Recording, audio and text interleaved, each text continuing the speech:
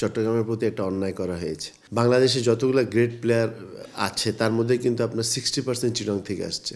100% ওনারা যদি একজন যদি কথা বলতে পারতো তাহলে এটা কোনো দিন আপনি যখন থেকে বিপিএল শুরু হয়েছে সবসময় কিন্তু আপনার চিটংয়ে খেলা হয়েছে। আপনার 2টা ভেন্যুর জায়গায় চিটংয়ে খেলা হয়েছে।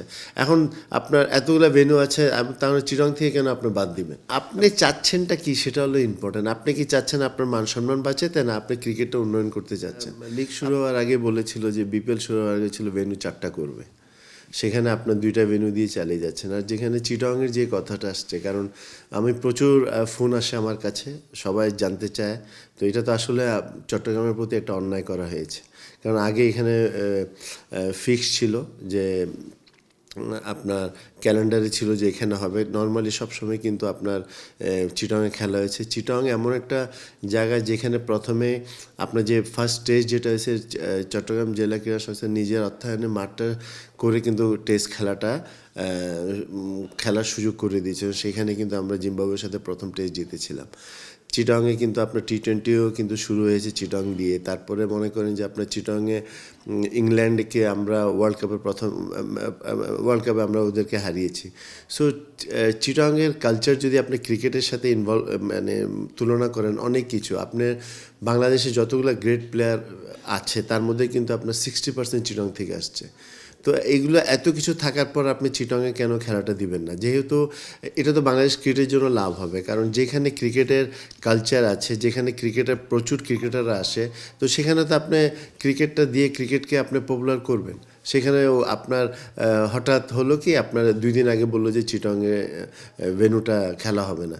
সো সেটা তো খুবই হতাশাজনক, এবং আপনার ব্যবসায়িক দিক দিয়ে বলেন, সব দিক দিয়ে খুবই ক্ষতিগ্রস্ত হয়েছে, এবং এটা আসলে খুবই অন্যায় করা হয়েছে চিটংয়ের প্রতি। This is very possible. এখানে কোনো ব্যাপারই ছিল না। এগুলো যদি আপনি ব্যক্তিকে যদি আপনি ফ্যাসিলিটিস দিতে চান, সমস্যা কিন্তু দেশের হবেই।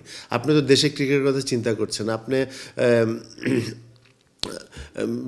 যারা আপনার যে অজুহাত দেখেছে, এই কোনো অজুহাতই না।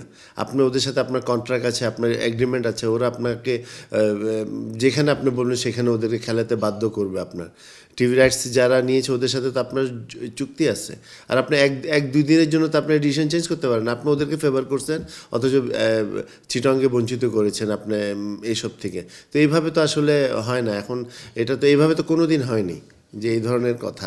এবং যারা চিটং থেকে যে ডাইরেক্টর আসছেন ওনাদেরকেও কিন্তু এটা নিয়ে কথা বলা উচিত। আর ওনারা কী কথা বলবেন ওনাদের ক্রিকেটের প্রতি ওনাদের তো আমি তো সরি টু সে, বাট ক্রিকেটের জন্য তো ওনারা কোনো কিছু কোনো দিন করেনি, এবং ওনারা বলারও ওই সাহস নাই। তো এটাতে এখন মনে করেন আমি ক্রিকেট বোর্ডে নেই, তারপরেও চিটং থেকে প্রচুর সাংবাদিক ফোন করছে আমাকে, প্লেয়াররা ফোন করছে, দর্শকরা ফোন করছে। তো এটা তো আমার জন্য খুবই একটা হতাশাজনক ব্যাপার। আপনি চিটংয়ে উইকেটটা ভালো, সেখানে কিন্তু আপনি বেশি রান, সবসময় সেখানে বেশি রান হয়। তো আপনি সেখান থেকে আপনি তারপরে যাবেন ওয়ার্ল্ড কাপে, সেখানে কিন্তু আপনি ট্রু উইকেটগুলো পাবেন। তো আপনার তো এগুলো মাথায় আসতে হবে। এখন এগুলো তো মাথা নেই। এখন কীভাবে কী হচ্ছে সেটা আসলে বুঝে উঠতে পারছি না।